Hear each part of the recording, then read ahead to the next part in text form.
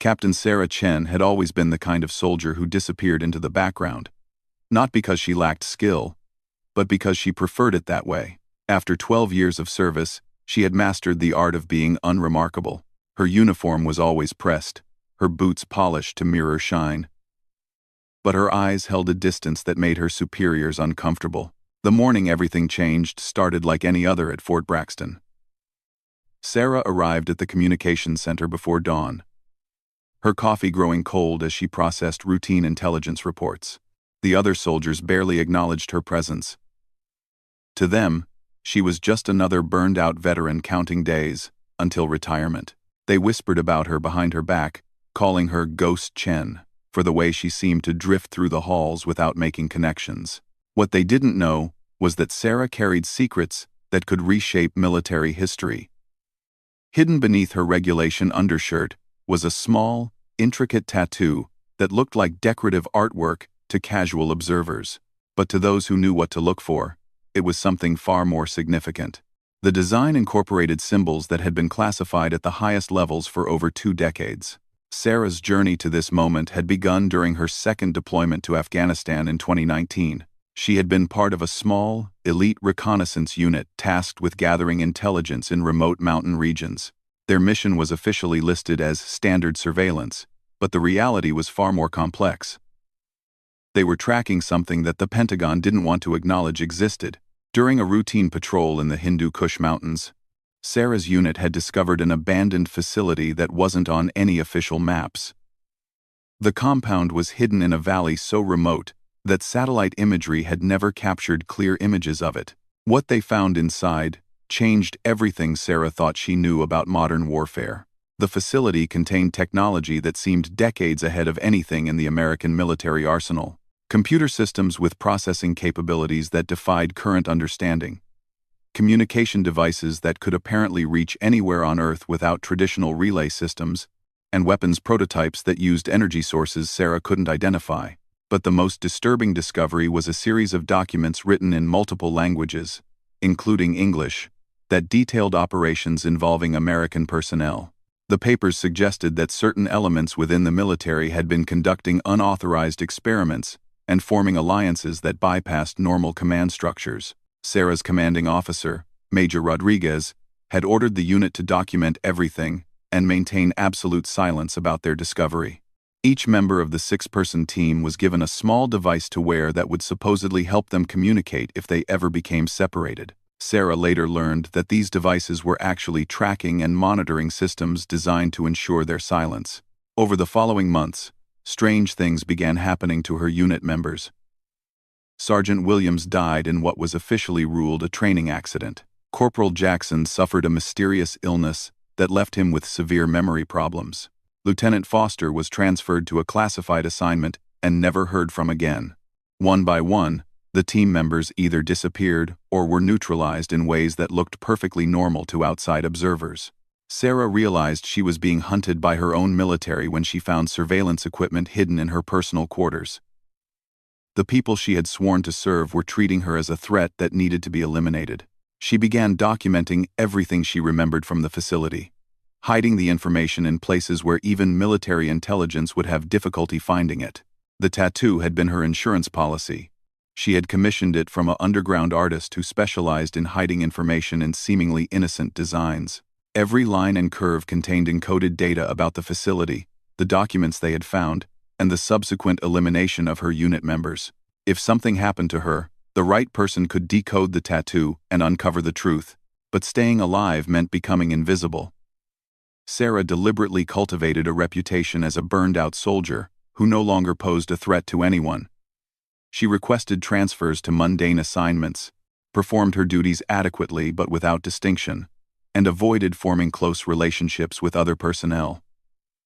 She became exactly the kind of soldier that ambitious officers overlooked and forgot about. The strategy worked for almost 3 years. Sarah managed to fade into the background of military life, while secretly documenting suspicious activities and building a network of contacts who could help her when the time came to reveal what she knew. She learned to read people, to identify those who might be part of the conspiracy and those who were genuinely loyal to the principles they had all sworn to uphold. Her position in the communications center gave her access to message traffic that most soldiers never saw. She began noticing patterns in classified communications that suggested the unauthorized activities she had discovered were not isolated incidents. There appeared to be an entire shadow network operating within the military, conducting operations that served interests other than national security. Sarah started making copies of relevant communications, hiding them in locations throughout the base. She developed a system for marking information that was particularly significant, using symbols that appeared to be random doodles, but actually indicated the importance and location of hidden evidence. The paranoia that had kept her alive also began taking its toll. Sarah found it difficult to sleep, constantly checking for signs that she was being watched. She varied her routines, never taking the same route twice, and always carried multiple escape plans in her head. The isolation was crushing, but she knew that trusting the wrong person could mean death.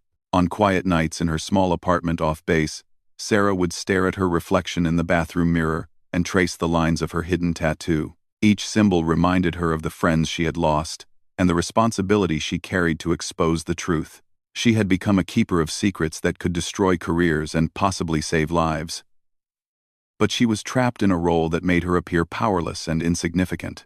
The weight of her knowledge grew heavier each day. Sarah watched as military resources were diverted to unauthorized projects, as good soldiers were transferred or discharged for asking inconvenient questions. And as the shadow network expanded its influence, she felt like she was watching her beloved military being corrupted from within, and she was powerless to stop it. But Sarah had learned patience during her years of hiding. She knew that the right moment would come, when the right person would notice something that others had missed. She just had to stay alive long enough for that moment to arrive. Every morning, she put on her uniform and played her role as the burned-out soldier that everyone ignored. While inside, she remained the dedicated warrior who had sworn to protect her country from all enemies, foreign and domestic. The irony wasn't lost on her that the very people who dismissed her as worthless were the ones she was working to protect. They saw her as a failure, a soldier who had lost her edge and was simply marking time until retirement. They had no idea that she was fighting a war that most of them couldn't even imagine, and that their safety depended on her ability to remain invisible until the moment came to strike. The morning that would change everything started with spilled coffee and a broken printer. Sarah was working late shift in the communications center when the main computer system suffered what appeared to be a routine malfunction. While trying to restore the system, she accidentally accessed a directory that should have been invisible to someone with her security clearance. The files she found made her blood run cold. They contained detailed reports about her old reconnaissance unit and their discovery in Afghanistan. But these weren't official military reports. They were communications between unknown parties, discussing asset elimination and information containment protocols. Her friends hadn't died in accidents. They had been murdered systematically to protect the secret they had uncovered. Sarah quickly memorized the file locations and closed the directory before anyone noticed her access. Her hands were shaking as she continued her routine duties, processing mundane communications, while her mind raced with the implications of what she had discovered. The conspiracy was even larger and more organized than she had suspected. Over the following weeks, Sarah used her position to carefully investigate the communications network. She learned to recognize code names and operational terms that appeared in classified messages. She discovered that the shadow network had infiltrated multiple military installations and was conducting operations across several continents. The technology they had found in Afghanistan was apparently just one piece of a much larger puzzle. The unauthorized group was developing weapon systems and surveillance technologies that far exceeded official military capabilities. They were also conducting human experiments and psychological manipulation programs that violated every ethical standard Sarah had ever been taught. But the most shocking discovery was the identity of some of the people involved in the conspiracy. Sarah recognized names of high-ranking officers she had respected, politicians who publicly championed military values, and defense contractors who profited from selling equipment to the very soldiers they were betraying. The deeper Sarah dug, the more dangerous her situation became. She noticed increased surveillance around her quarters and workplace. Her computer access was being monitored more closely, and she began receiving assignments that seemed designed to test her loyalty and awareness. Someone suspected that she might know more than she was revealing. Sarah realized she needed an ally, someone with enough authority to investigate her claims but who wasn't part of the conspiracy. She began carefully observing the behavior and communications patterns of officers at the base, looking for someone who might be trustworthy.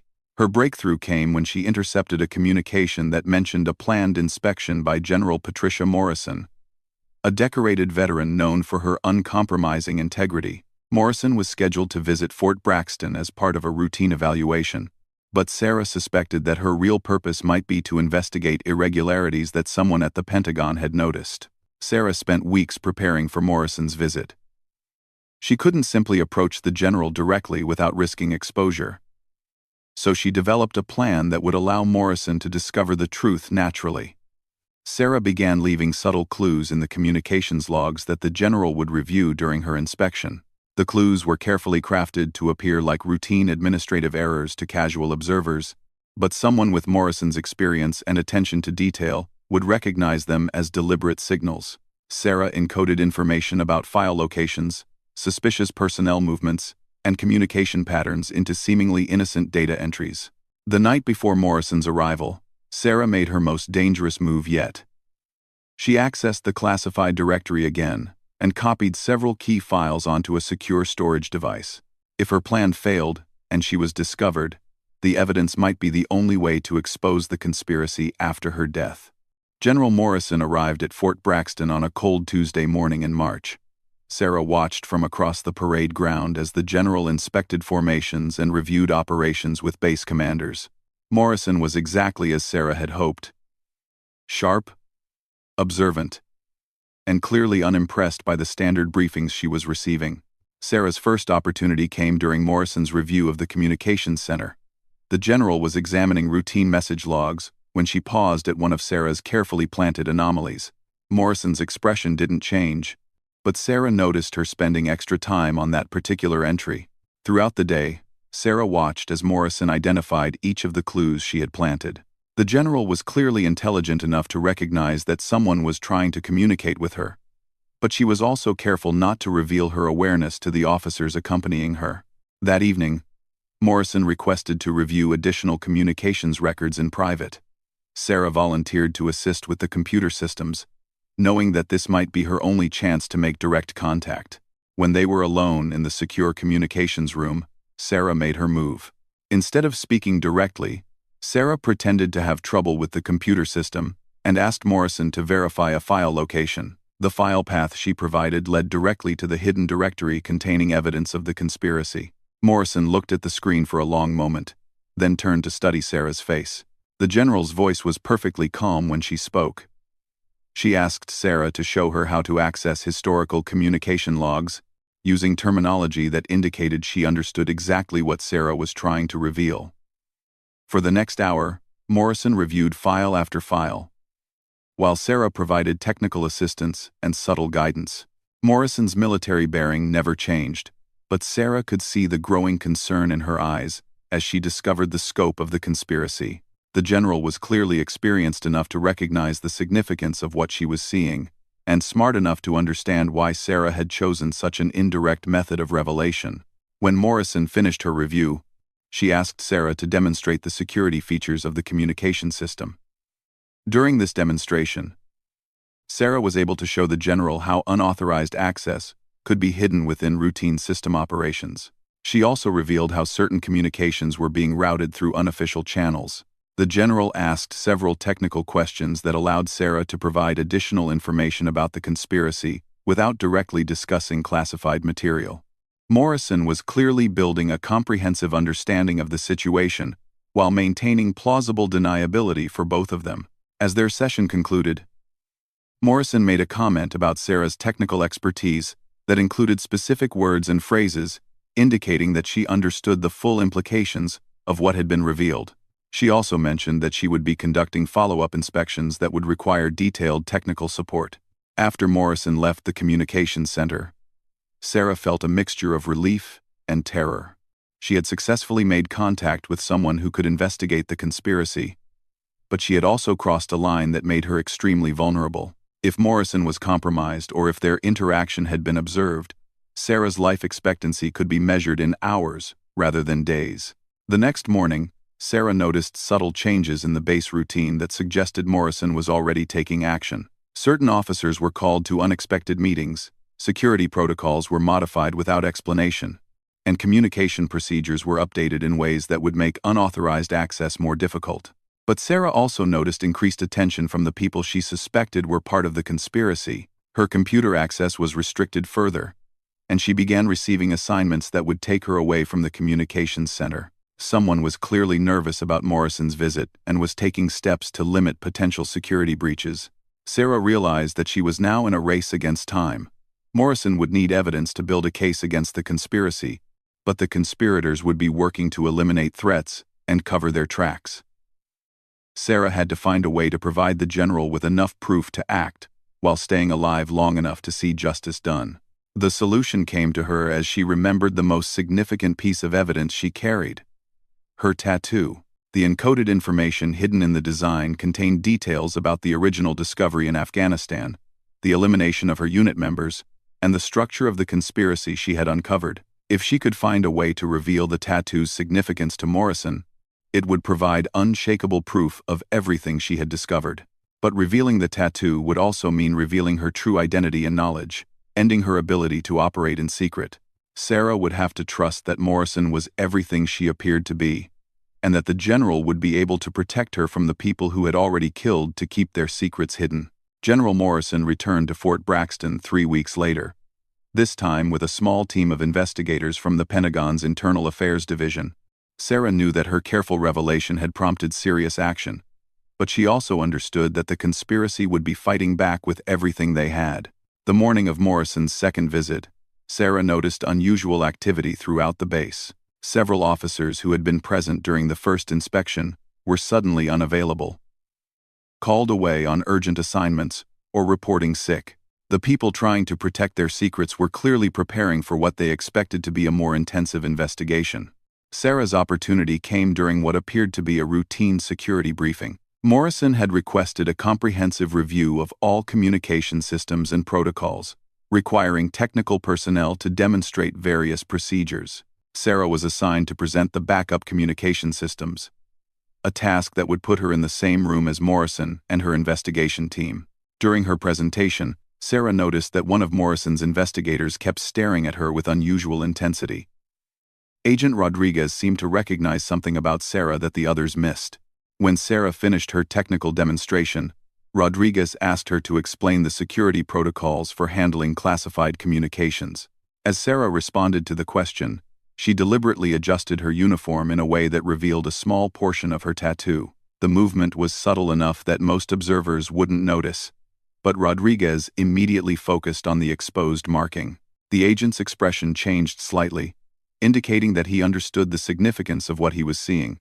After the briefing, Rodriguez approached Sarah and asked if she could provide additional technical documentation for their review. He specified that he needed information about communication protocols from 2019, particularly those used during overseas operations. Sarah realized that Rodriguez knew exactly what he was asking for.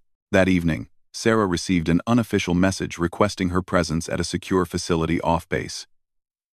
The message included authentication codes that indicated it came from Morrison's investigation team.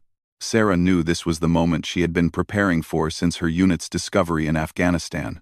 The meeting location was a small office building that appeared to house routine administrative functions, but Sarah noticed security measures that indicated its real purpose. She was escorted through several checkpoints before being brought to a conference room where Morrison and Rodriguez were waiting. Morrison's first words confirmed what Sarah had suspected about the investigation. The general explained that Pentagon leadership had been tracking irregularities in multiple military operations for over 2 years. Sarah's careful revelations had provided the missing pieces they needed to understand the full scope of the unauthorized activities. Rodriguez revealed that he was actually a specialist in decoding information hidden in unconventional formats. He had recognized the tattoo as something more than decorative artwork and suspected that it contained encoded intelligence. When Sarah confirmed his suspicions, the investigation took on an entirely new dimension. Sarah spent the next 6 hours providing detailed information about her unit's discovery, the subsequent elimination of her team members, and the evidence she had gathered about the conspiracy's operations. She also revealed the locations where she had hidden additional documentation throughout Fort Braxton and other installations. The tattoo became the centerpiece of their evidence. Rodriguez used specialized equipment to photograph and analyze every detail of the design, revealing layers of encoded information that even Sarah hadn't fully understood. The artist who had created the tattoo had incorporated security features that made it virtually impossible to forge or alter. Morrison explained that Sarah's information correlated with intelligence they had gathered from other sources. Military personnel at installations around the world had reported similar suspicious activities, but no one had been able to connect the various incidents until Sarah provided the missing links. The scope of what they uncovered was staggering. The unauthorized network had been operating for over a decade, diverting military resources to fund private research projects and foreign operations that served corporate interests rather than national security. They had developed advanced weapon systems that were being sold to unauthorized buyers, and they had eliminated dozens of military personnel who had discovered their activities. But the most shocking revelation was the identity of the conspiracy's leaders. The network included high-ranking Pentagon officials, defense contractors with access to classified projects, and foreign agents who had infiltrated American military operations. They had created a shadow command structure that operated parallel to legitimate military hierarchy. Morrison's team had been building cases against the conspirators for months, but they needed someone with direct knowledge of the group's operations to provide testimony that could survive legal challenges. Sarah's evidence and first-hand experience made her the key witness they had been seeking. The investigation team explained that exposing the conspiracy would require Sarah to abandon her cover and accept protective custody. Once her role became public, the remaining conspirators would certainly attempt to eliminate her. But they also needed her alive to testify in the military tribunals that would try the accused personnel. Sarah agreed to cooperate fully, understanding that her years of hiding were finally over. She helped Morrison's team locate and retrieve all of the evidence she had hidden, providing detailed explanations of the codes and symbols she had used to mark significant information. Over the following weeks, coordinated raids took place at military installations around the world. The evidence Sarah had provided allowed investigators to identify and arrest dozens of conspirators simultaneously, preventing them from destroying evidence or fleeing to avoid prosecution. The trials that followed revealed the full extent of the conspiracy's activities.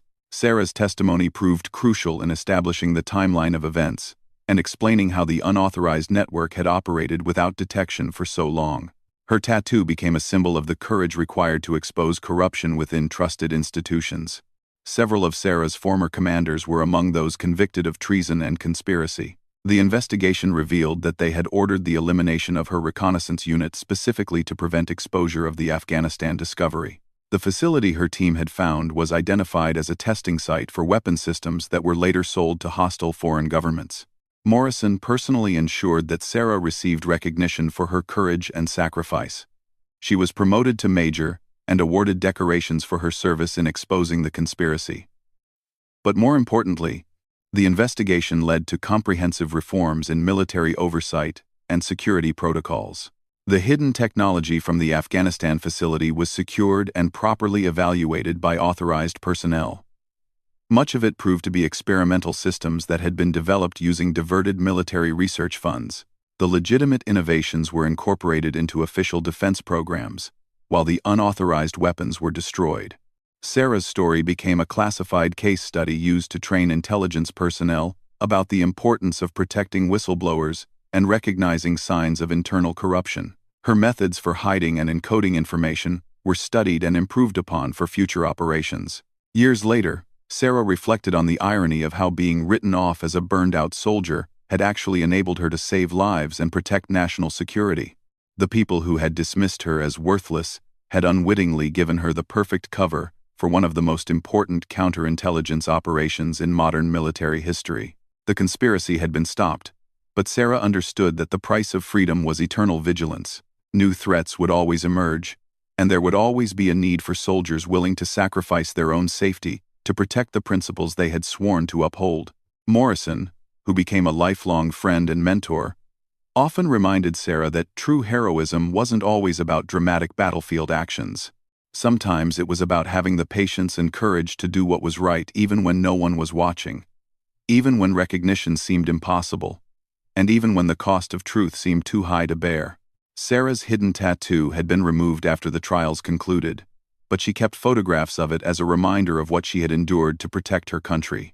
The encoded information had served its purpose, but the memory of that time remained as a testament to the power of ordinary people to accomplish extraordinary things when justice demanded action. The general's recognition of Sarah's hidden crest had changed both of their lives, but more importantly, it had changed the military for the better. The corruption that had threatened to destroy the institution from within had been exposed and eliminated, ensuring that future generations of soldiers would serve in an organization worthy of their sacrifice and dedication.